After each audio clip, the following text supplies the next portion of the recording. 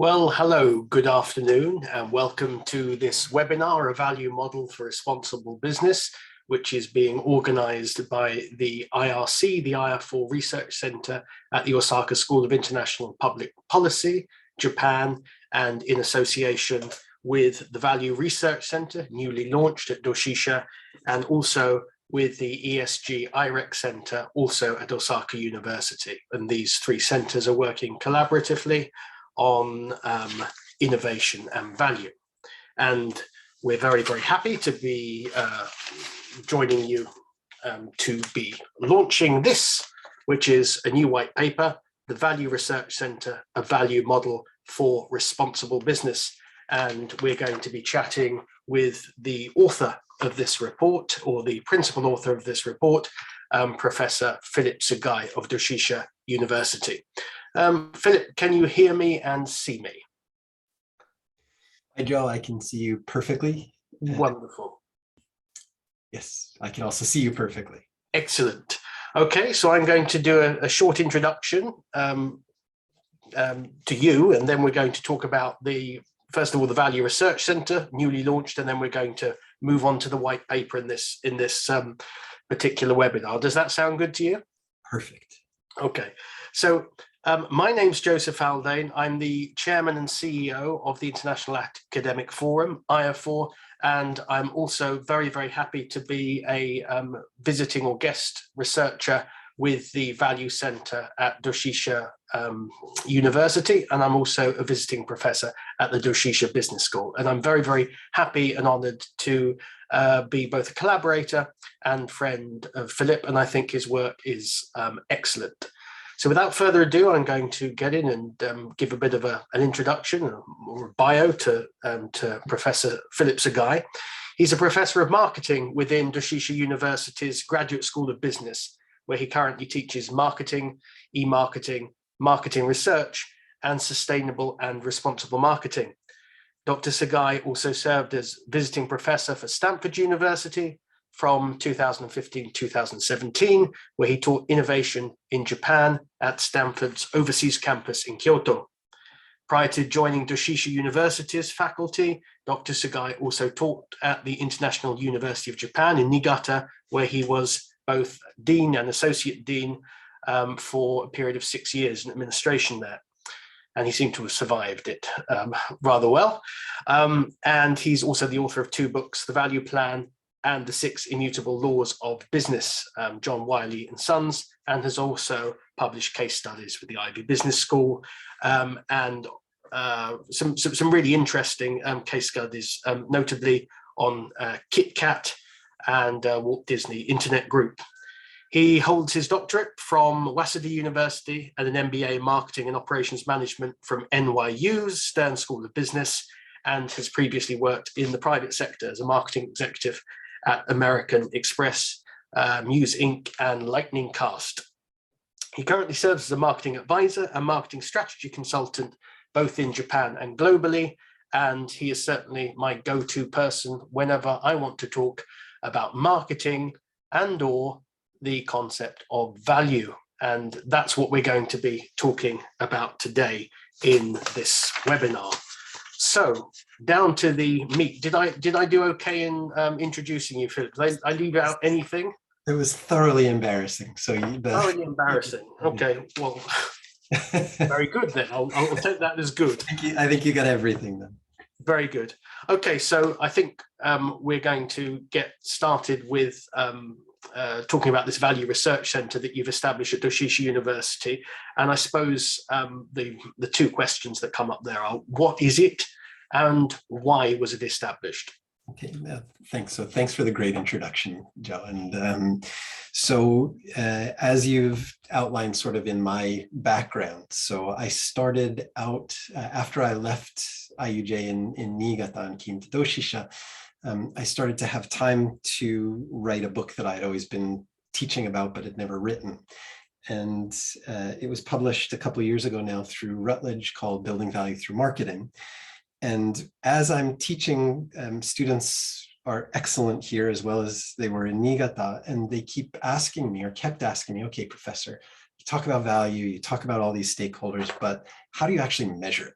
And so the sort of canned answer that I had was, oh, that's a wonderful question. It depends on, the company and the industry and the market. But repeatedly, after getting a lot of those questions, I sort of decided that it was time to try to answer that question. And so the Value Research Center basically grew out of the many-year sort of experience of working with different research assistants to finally get to the point where we had what now is a workable model for how somebody or a company can actually measure value in a clear and consistent way. So that was sort of the basis for starting a center that could be used to collaborate more instead of just me personally. That could be used to collaborate with other businesses, both in Japan and globally, as well as other researchers, academic institutions, governments, whatever. So it really became time, once the model was ready, to turn that into a real active center. Right. And it's no small sort of piece of work there, because I remember when we first started talking about this idea of valuing value in some way, and it's a quite horrendously ambitious thing to do. And of course, I credit you in your ambition, but it's certainly not a piece of work that can be done by oneself, and it's going to require once these things have been put in place, this real intuitive, iterative is what I meant to say, an iterative process, and inviting these people to collaborate along and test and sort of stress test these models. Yeah, and I mean, so the way that I see the work that we're doing here is, again, I'm a marketing professor, right? But so marketing changed the definition of what it is to say that value is the heart of what marketing is. But I'm not a climate scientist, right? And so, but there's so many people out there who understand climate and carbon and all of those things. And so having the center to be able to bring those experts in and to be able to collaborate with them, or to bring people who are experts in employee relations or in local community revitalizations or things like that, it gives sort of that platform to allow for collaboration, which is really helpful. And I mean, you've seen this whole idea sort of, I will be forever grateful and thankful to IAFOR as sort of serving as the platform for me to start talking about this idea in the professional academic environment that was actually incredibly supportive, and sort of to build that idea and to get the feedback and then to keep growing it to the point where it's ready to actually turn into a research center, right? But it has not been easy. And I'm incredibly thankful for I've had a number of amazing students, I would say probably more than 20 over the last few years, who have been helping and supporting. And some of them are co-authors with me on these papers or reports that are coming out now. And they're spectacular, but it's also built on the work that we've done over the last 5 or 6 years previous to that as well. Fantastic. Okay, well, certainly we've enjoyed working with you and hearing sort of the developments, and also I've particularly enjoyed the interdisciplinary aspects that we've seen coming out. And I think in many ways what this serves is sort of acting as a hub around which people can sort of bring their ideas, their research to the table. And I've certainly seen in the presentations you've done a diverse sort of plug-in from people. And I know this is something that we're very keen, a collaboration we're very keen to continue. And I know you've got an amazing list of collaborators who've sort of brought you thus far, and I think the future looks incredibly interesting. I hope so. Well, we're going to first of all, though, I'd like to, before we actually talk about this value white paper, I'd like to go to the basic contents of your first research effort on sort of valuing value. Right. Okay. Yeah. So basically, our first work,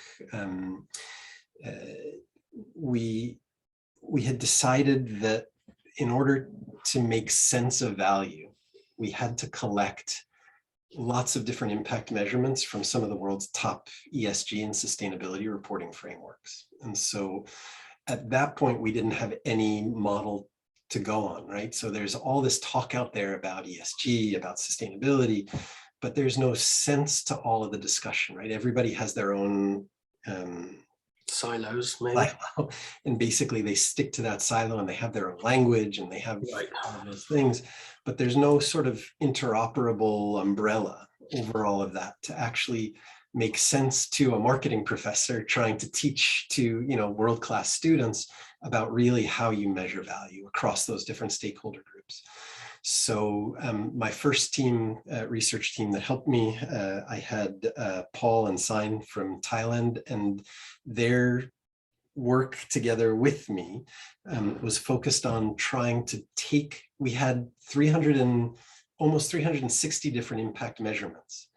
And the process was taking all of those individual, so like GRI has all of its disclosures. So one by one, looking through each of those disclosures and saying, okay, which stakeholder is this actually about? Is this an employee? Is this a partner? Is this nature? Which stakeholder is that? And so we went through more than 15 different frameworks. And the actual thinking was, did the Business Roundtable, did the World Economic Forum, or did I, in my book even, did we miss a key stakeholder? And in going through all of those different organizations and the impacts, the answer to that question was no. So basically, they all aligned nicely into those 7 stakeholder groups. Actually, there was one missing, which was the shareholder. And that actually freaked me out for a little bit because I wait a second, why aren't there any shareholder reporting requirements? And then it sort of dawned on me that all of these existing reporting requirements for companies and their valuation, you know, SEC or whatever corporate filings, they're already meant to help us value companies and talk about shareholder value. So we got all of the other 6 clearly aligned in that model. Once we did that, we then started to look at, okay, are there themes inside of those individual stakeholder groups that we can sort of derive? And so then we derived themes there. And then further still, we were like, okay, within these themes, are there specific measurements, things that we could use to define value that could be measurable across different companies in an industry or in a country or whatever? And we could actually get those. So I think I had spoken to you or spoken to at an IAFOR event where I was really excited. I was like, we have something, right? It makes sense. It's goal-based, it's objective, transparent, any company can do it. So that was really the Valuing Value white paper where we really outlined, this is the model. And then we also talked a lot about value washing, which is this idea that whether a company wants to or not, whether they're trying to hide the truth or whether they just don't know what to pay attention to or haven't gone out of their way to pay attention to it, many of these frameworks are built to really help companies focus on one aspect of what they're doing good, but maybe not report or not look at some of the other pieces. And so this idea of value washing also goes with our model. Right, so it's almost like the framework, or rather the framework that you propose or that one proposes might offer a framework for being able to value wash. And it could, in actual fact, end up having more negative consequences. That's right. So that was our main concern, is like, hey, if we create this model and it can just be used to further, hide the truth or sort of take us away from, the realities of, it's a little warmer in Kyoto right now than it's ever been, or like there's more plastic in the oceans or in water than there used to be. And we've got diversity and equity issues. We've got all these issues that are out there. And beyond the lip service, beyond the talking about it, can we actually create actionable, clear end goals that all companies can align around, right? So many companies are trying to do the right thing, but aligning them all in that same direction and avoiding the hype and avoiding I have to call it value washing now, but avoiding that value washing where you make these beautiful stories, but then never follow up with actual results. And so that was one of the other key things that we noticed, is many of these frameworks out there are actually built to potentially avoid really getting into all of the details. So so many of the frameworks we found actually didn't cover our goals that we had found, many of them, or missed themes or even missed specific stakeholders. And so trying to put them all together into one comprehensive model, that was the valuing value effort, to try to say, okay, we're going to get rid of value washing. We're going to have clear objective goals that are clear, transparent. There's some sort of flexibility to them. It's not just like, yes or no, do you have women on your board of directors? It's like coming up with very clear, measurable goals. And also getting rid of all the really difficult to understand complex language and just simplifying it so that anybody can do it. So that was sort of the effort from that first white paper, Valuing Value, that after we published, so this was published June of 2021. So then the question that I had is, okay, did we not look deeply enough? Like, are there other frameworks out there? So once we published that white paper, I got many emails. So you had to first of all fix the thing, get the information out there in a proper form so that people could then respond, and it could be stress tested. And this is then led to your next research sort of project over the past nearly 1 year, which of course is the main reason we're here today. And just again, there's links, of course, in the webinar, and of course through Professor Sugai's Value Research Center there, you can see, and a value model for responsible business. And that's available for download now, isn't it? Yeah, for free for now. Just people, if they would be kind enough to give their real name and email address, that would be great. I've had some people just put in other things other than their name and email address. But again, the idea is that this type of thinking we'd like to make available for free for everyone. And so it's available in English and Japanese. So being from a Japanese institution, I'm fairly serious about parallel launching everything. So the language of the Value Research Center is English and Japanese. That's our primary language. So hopefully everything that comes out of us will be published in both. Fantastic. So it's clear here then you've done the first paper, and then you've got the feedback, and so it's quite clear as to why you would do additional research here. But what did you learn from, or between time, from that feedback, and what did you learn from integrating this new information into your model? What did you learn about your model? Right. So I was actually terrified that we were going to go out and find a completely different set of impact measurements, like it wouldn't line up. And so the big surprise personally to me as a researcher was that the model stayed solid. And so we added, so you can read it in the white paper, but we added, so this was right after COP26, the ISSB, the International Sustainability Standards Board, came out with its new guidance for impact reporting. We had covered the SDGs in terms of sort of the overall sustainable development goals, but we wanted to dive deeper into them. So we got into the UNDP sustainable impact measurements. So we added those. I had gotten a number of questions about why I hadn't included IFC in the first round. And so there were reasons why it wasn't included the first time, but we put that in the second time as well. One of the big disclosure requirements right now is TCFD, Task Force for Climate-Related Disclosures. So that's in Japan and in the UK, I believe. So we added that. We added Science-Based Targets Initiative, SBTI, which is a spectacular guidance on climate. And the last one is Planetary Boundaries, which they're, again, doing spectacular science-based work on how to actually measure impacts at the global level.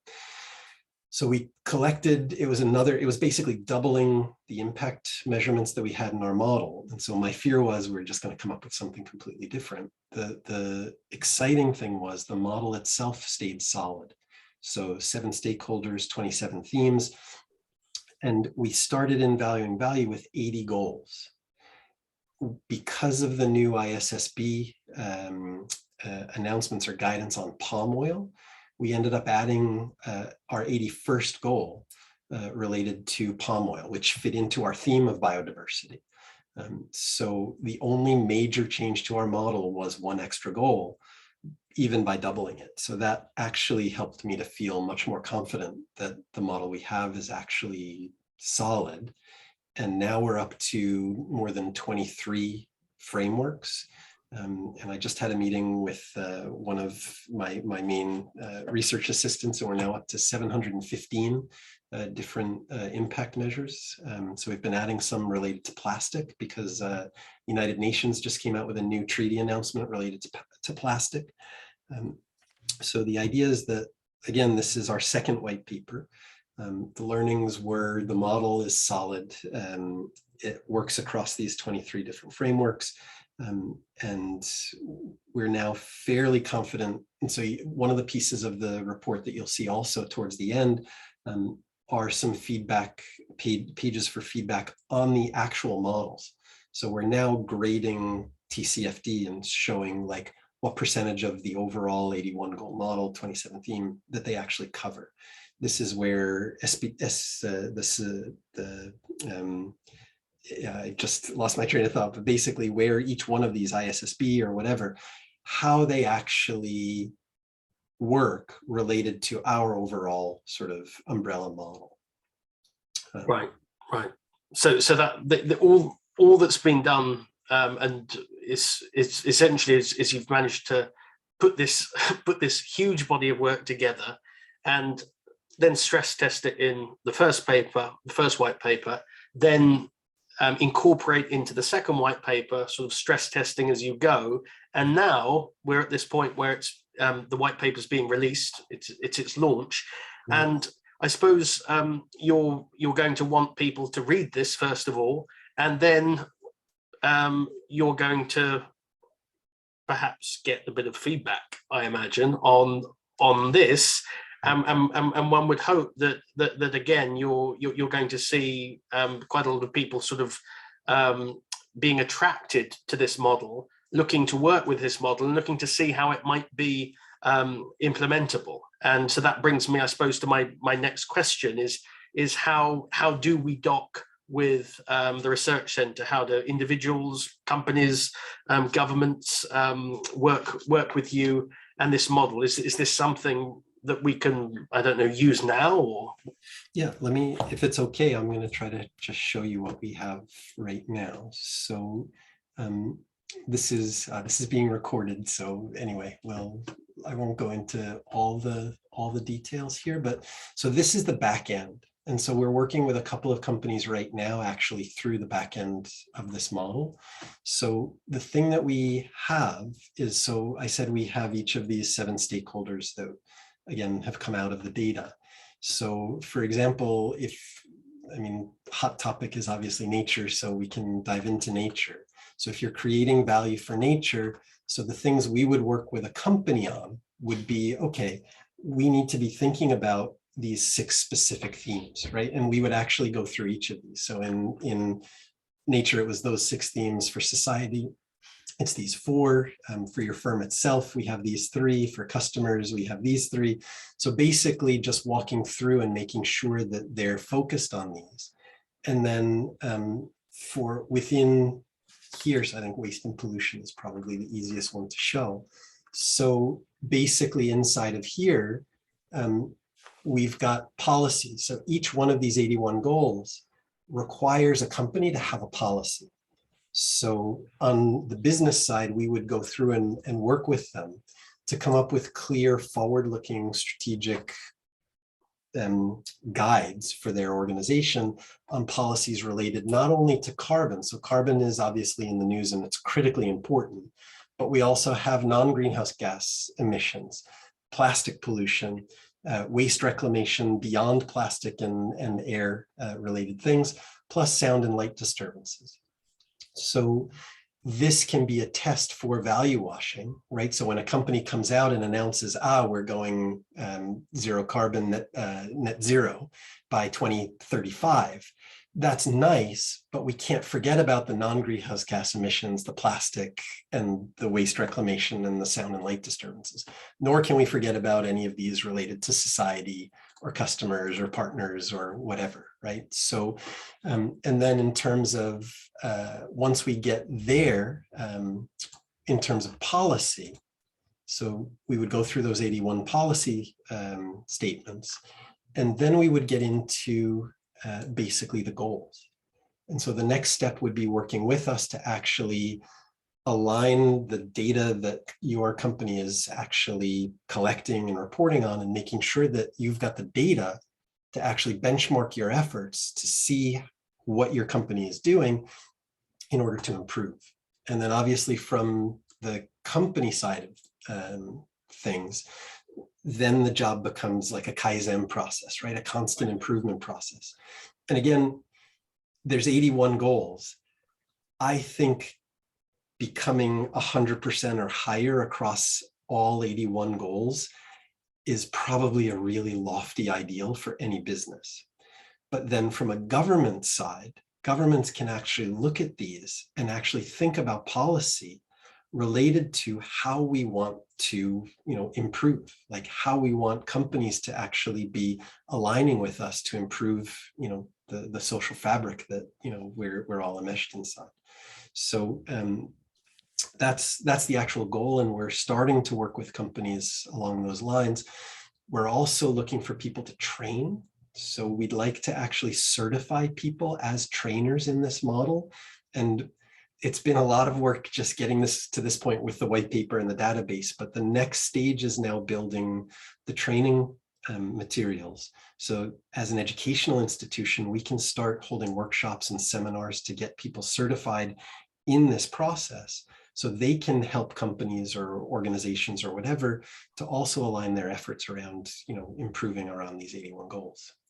Right. So, yeah, that's okay. Well, great. I mean, that's certainly very clear. And for more information, people can obviously get in contact with the Value Center there at the Value Research Center there at Doshisha University. Obviously, we have all the information up. And if you're tuned in and turned on to this, then one assumes that you've already had a look. If not, then of course we'd encourage you when this is done, of course, to go back and look there. So my final question before I think we can perhaps open this up to a few questions from the attendees, and for those of you watching the webinar, please do type any questions you might have in the chat, and we'll be able to put those to Professor Sugai. But the last question I have for you is, you've just launched the centre, so of course it's been a really busy period. So and I know you've managed to launch the centre and sort of launch this white paper at the same time. Usually a white paper comes quite a bit down the track. But what sort of future projects do you are you working on now, and do you envisage working on, I suppose, in the sort of short to medium term? That's a great question. And so we've got 4 tracks inside of the research center. So I'm not sure if it's possible for me to get here in my slides, but basically here, we've got 4 tracks in the center. So what I've just been walking you through right now is sort of the development of the model, right? So that's one of the key things, is this world is constantly changing. And so even maybe we've just had COP26, maybe it's still a few months away before we have the next climate related activities going on. There's things related to, local community engagement or development. There are things going on with employee development. So we're constantly trying to add the latest and newest information into our model and to revise it based on what exists out there. So one of the key things we're working on is just making sure the model is relevant, and that also means relevant in Japan, relevant in the United States, relevant in Europe, relevant anywhere, right? So wherever you are right now and listening to this, my goal is that this actually can be a helpful guide to actually help improve, the overall value creation that's happening in your market. The second piece is this quantitative measurement. So again, the world has been, we've spent a very long time now valuing companies or doing valuations based on sort of very clear finance-driven models. And just because what I'm talking about hasn't been measured clearly or openly doesn't mean that there aren't financial impacts related to them. So another key piece, and you'll see a lot of the partnerships that are coming shortly. We've been talking to a lot of incredible research organizations and researchers around the world to actually really develop the quantitative model and the interactions between those different impact measurements too. So that's the second piece. The third one, which I think is incredibly fundamental, is now matching this with data. So working with companies, businesses, or data providers to actually align each of these 81 goals with either data that companies are already reporting out into the market, or working with back-end data, like enterprise data companies, to actually help them start collecting this type of data so that it not only aligns with all of these different global frameworks, but we can actually start to see what was hidden from companies before. And so that's another key piece. And the last one is obviously education and outreach and sort of more publications and things like that. But we're looking for collaboration across all of those different tracks. And so if there's anybody in the audience, businesses, anyone who's interested in working with us, and again, I'm not looking for cheerleaders too. It's not like I just want people to say, the Value Research Center is doing great. We also need some very clear criticism and sort of to help us to make this model better, right? This model doesn't need to be perfect as it is. What needs to actually happen is to really hit on this so that we can make it better for everybody. Right. And I suppose you also need some, as many as possible companies, governments, local governments, whatever it might be, entities, institutions, actually using this and then being able to give the feedback so that the systems themselves, as you say, through this process of Kaizen or continuous improvement. This brings me to a question I'd like to ask, because I think it's quite important in terms of, it's a research center within Doshisha University. Doshisha University is one of Japan's most prestigious liberal arts universities at base, and I'd like to ask a bit about Japan. I mean, how has Japan influenced your work, and how has Japan influenced this work around value? Because I think it's an interesting thing. While you are an American, you've sort of drawn from both the United States in terms of that sort of Silicon Valley innovation and then those models, but also from I suppose far older and more perhaps overlooked Japanese sort of antecedents. Yeah, I think that being in Japan, and sort of I've lived in Japan now for more than 20 years, and I think that the more I research and look at the philosophy of business, what a business means in Japan, the more I think the rest of the world needs to listen and learn. So there's some things. So you had said that I had taught this class for Stanford for a number of years. And one of the things that really jumped out is, like, from the Silicon Valley perspective, right? The idea is we need to pitch, and we need to pivot, and we need to make a unicorn, like that idea of constant innovation and constant growth and just get bigger.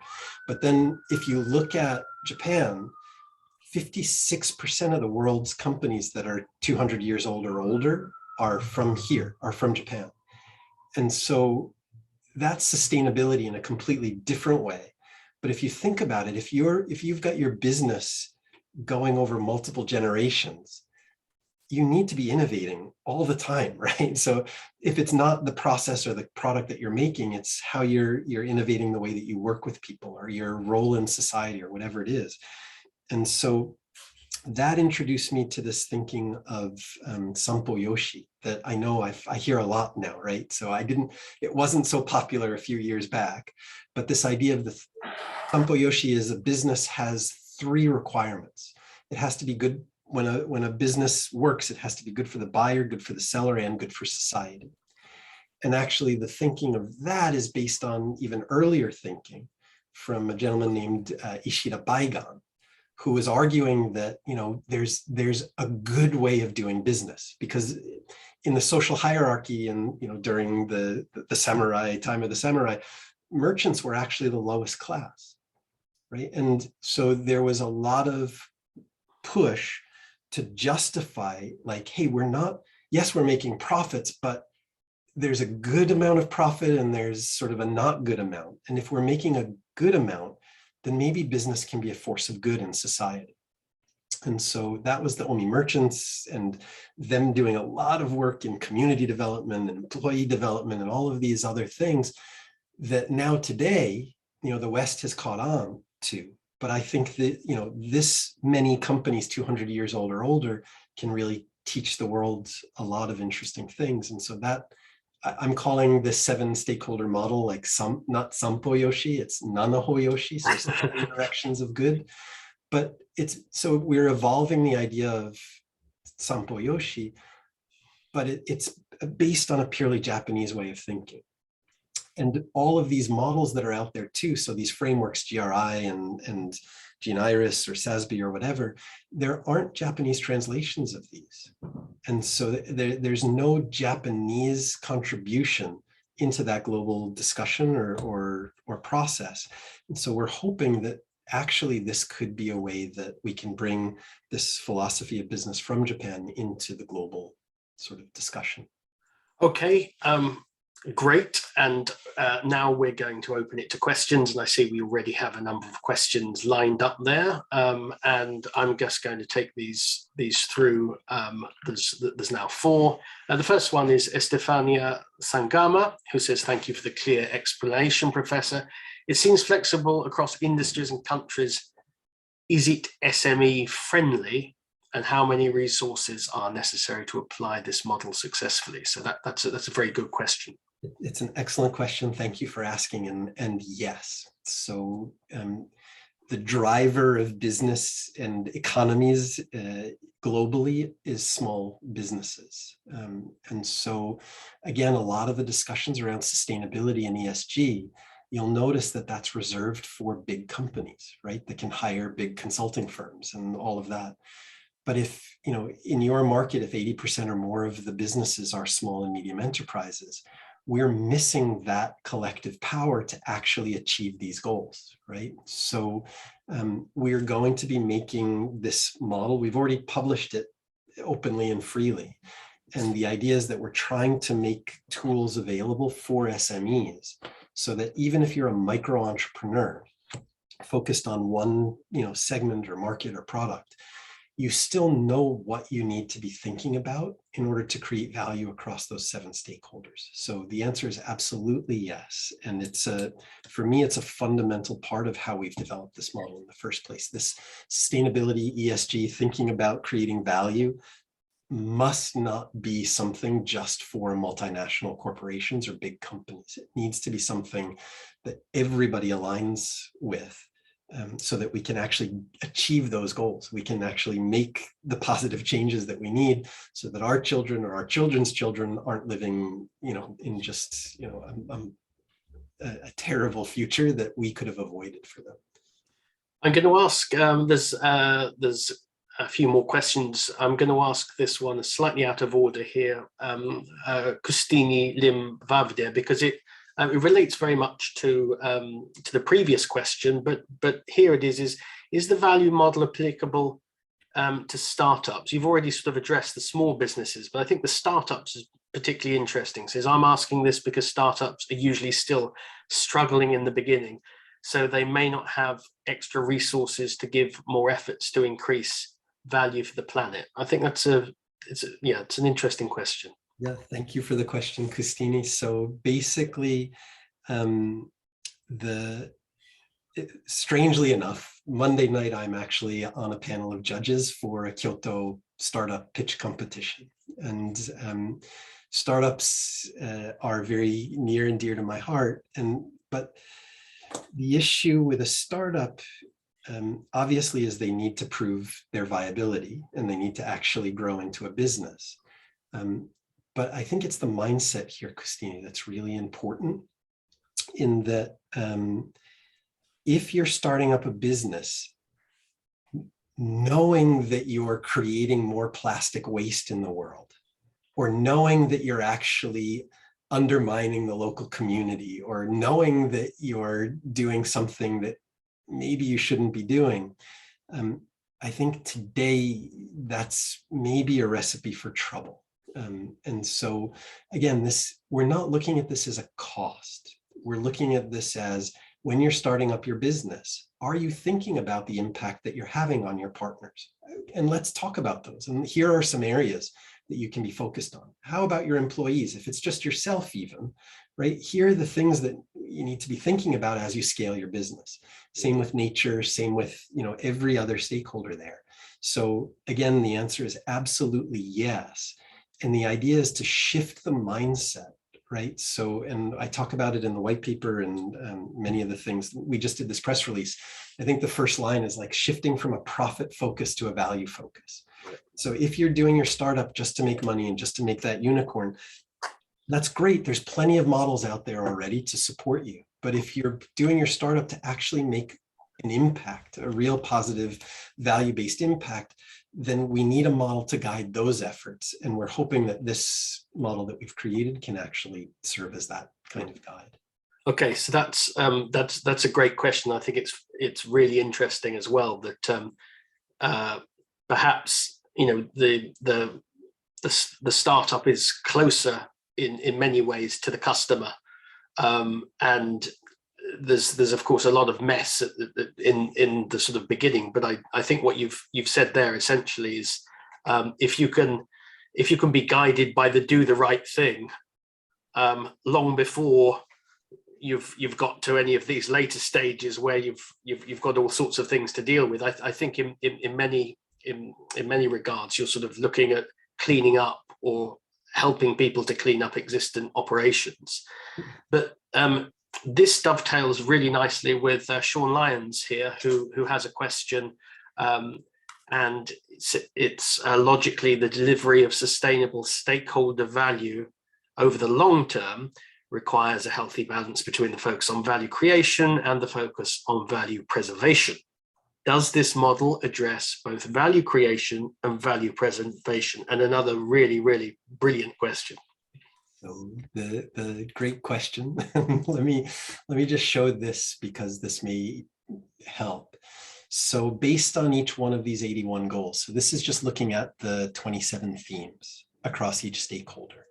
So again, you saw in the explanation that I gave, we've got end goals. So that's different than most every other ESG or sustainability reporting framework out there, in that they're asking companies to report on something, but there's no benchmark for what they report on, right?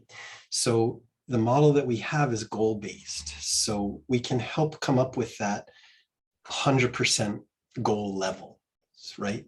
So then we'll benchmark a company's performance regarding how they're actually delivering value, right? So you're talking about value preservation or creation. So if you can see here, like there's a score for customer relationship, you get a score of 76. If we've got the data piece working on the back end, like we're hoping to, in real time, you can see that number moving. And if you're moving in a negative direction, obviously you're not preserving the value you're creating for your customer in terms of the relationship you've got with them. So this is a model to actually focus on both of those. Here is your relationship score, or you pick the score that you're interested in, right? So we can get a partner value score, right? And so you're currently creating this level of partner value. Let's say you're at here this says 42%. So now strategically, what is your company doing over the next 6 months to grow that to 55 or 60%? And so we're moving into both creation plus preserving the value that you've already created. So I'm hopefully answering your question. We're coming out with a theoretical paper shortly to get into the details of how these calculations work. But yes, it will be addressing both of these elements. Right. And certainly as a business person myself, I know that treading that line between the value preservation and creation is not always easy. So there you go. And any help and is certainly, I think, very much appreciated. And one thing I really do like about this is it's very easily implementable in sort of like the macro. In that you don't actually have to go and do all these individual bits and pieces if you don't want to. So if back to that sort of question relating to startups is can we engage with this immediately? Well, yes, you can. Let's just look at the white paper, look at these particular things, and you can go through and say, does my business at least do okay or reasonably in these areas? So that's I think it's testament to the quality there. We have a question here from Heini Letty, and this is for you and your guys as Professor of Marketing as well. I think from a marketing perspective, she says, how do you plan to approach companies and make them interested in starting this journey, as some companies already have their set approach and some might just want to start to look into value and sustainability? Do you have any target segments? So how are you going to market this thing? How are you going to make it work, Philip? Great question. Professor of Marketing here. So fundamentally, what I teach in my marketing classes, and so maybe Kustini is actually one of my former students, so maybe she can back me up on this, or other folks who are here as well. But so the idea of marketing is creating something of value, right? So for different groups of people, so that people are better off with the things that you're actually offering, right? That if we boil it down to, what business must be all about, are the benefits that people get from the things that we're doing more than the costs that they have to incur in order to get them. And so the same goes here. The cost for doing sustainability reporting right now is really high. And so I don't have any target segments at this point, because honestly, the response so far has been incredibly positive. And we're getting companies coming to us who are already frustrated with this process. And so we're offering an actual better solution that's less painful. And so we'll have companies that have applied for different certifications, but once they get that certification, again, there's no forward guidance given to how they can actually manage their business going forward. So companies that are most interested right away have been ones that have already gotten a number of sustainability sort of seals or certifications or approvals, and are looking to improve further. And that's the missing piece in everything that's out there. It's all backwards looking. So we're trying to come up with, this idea that it shouldn't be all backwards looking. It needs to be forward looking. And so to answer your question, the marketing approach here is we believe that we've gotten something that really is valuable and helpful. And the companies that are most interested are the ones that already have the ears to listen about sustainability.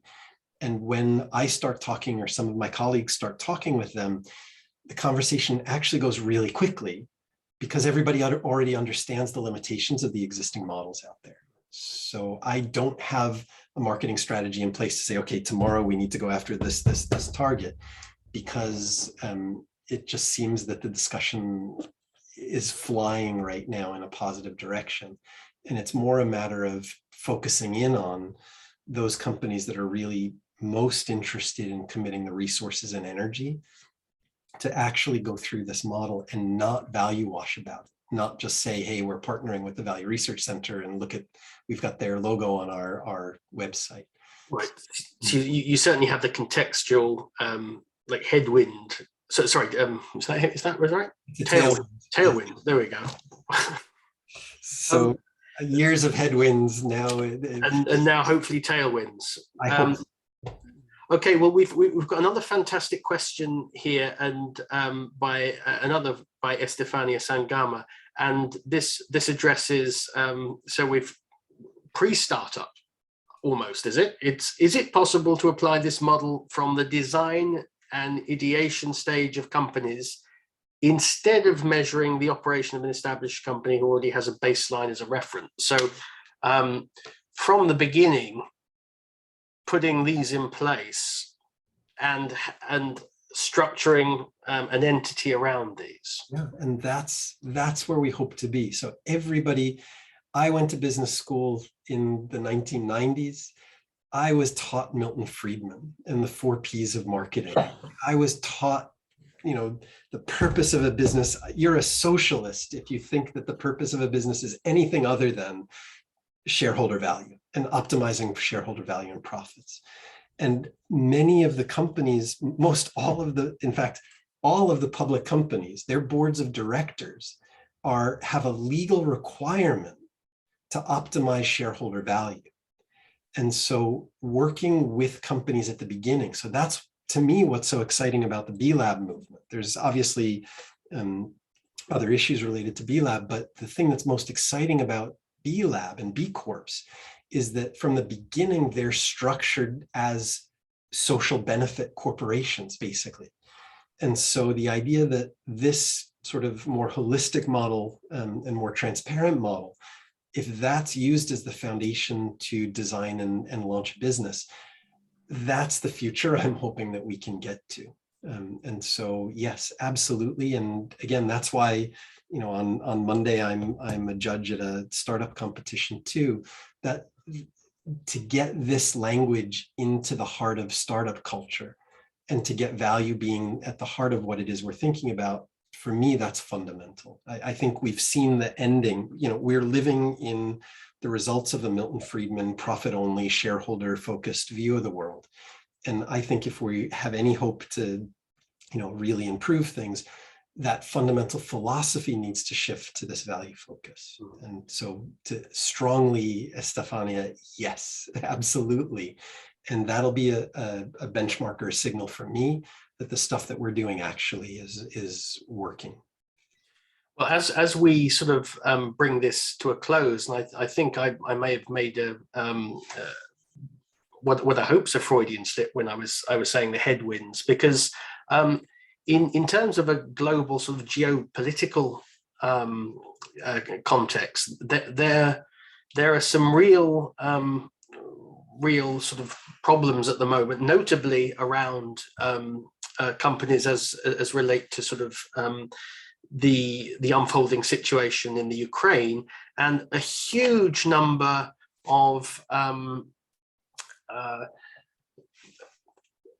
the things we took for granted in how we engage with each other and in sort of the globalized economy have sort of been sort of brought under question. And we've suddenly seen huge commitments to raising budgets for arms, and we've seen these sort of big power plays over, notably over energy. So I mean, perhaps what was or what is difficult at the moment is bringing and drawing people to truly value what is worth valuing, and drawing their attention to that. And perhaps in concluding, and I think this does really point to the value and of the strength of your work here, because it's not just applicable in a very local context, but it's applicable in a far wider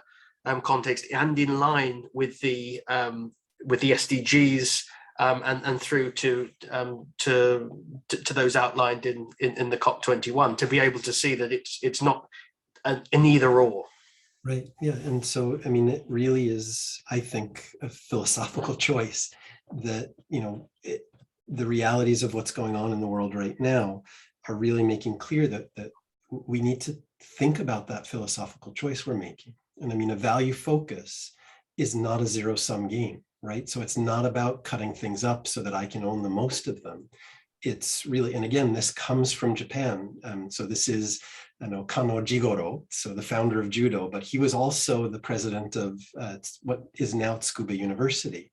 And his phrase was, Jita Kyoi Seiryoku Zenyo. So all of our power to make society better, right? And I'm not, again, it's not a socialist view of, we want, and socialism is talking about, the means of production are owned by, society. That's not what I'm saying. It's how can we use the market force that we have to actually make things better for everyone? And the minute that we actually embrace that type of non-zero sum game, we start to think about how we make, the world a better place for everyone, not just ourselves. And again, in the West, there's service dominant logic. So Steve Vargo and Bob Lush, they come out with this idea that the purpose of a business is to serve itself by serving others, right? And so it's the same thing, just different language.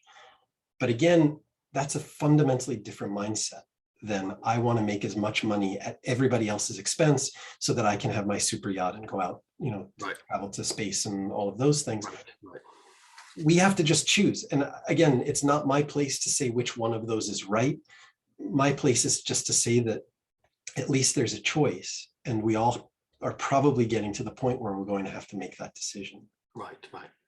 Okay. Well, Philip, I've got Olivier Guéraud has put one in as and thanks me for moderating, and thank you for thanking me, Olivier, but no thank you for chucking a question at me with 5 minutes to go as I'm wrapping up. But we did actually start to address some of these things, but just in terms of the question, it says you made the distinction between shareholders and employees as two separate company-related stakeholders. Would it make sense to further split society into two separate stakeholders, such as state government on one hand and citizens, non-customers on the other? Philip, if you have you've got about a minute, if you can respond to that. It's a great question. And the only answer right now is that's to be determined. So at this point, we're looking at the value that a company can create in society. So we're all members of an embedded community or society, and that commitment, whether there's a space, obviously, whether there's a space to separate those, it's an ongoing discussion, and that's something maybe we can continue on another talk. But yeah, again, the point that I want to make is that this is not a model that's set in stone, and it's never going to change. And if it makes sense based on the reports and measurements and the impact requirements that are coming out to make that distinction, then I'm all for doing it. At this point, right now, it's the way that it is on purpose, but it can change. Okay, fantastic. And it's dead on 6 o'clock. So we're going to bring this to a close, this webinar to a close. Thank you very much, Philip Sugai. Thank you all for watching. And please do keep in touch with us at IAFOR and at the IAFOR Research Center, and with Professor Philip Sugai, of course, and with the Value Research Center at Doshisha University. And please go and do download this, this great white paper. Keep in touch, and we hope to see you online soon, or maybe, who knows, in person. Thank you very much. Goodbye and good evening. Thank you.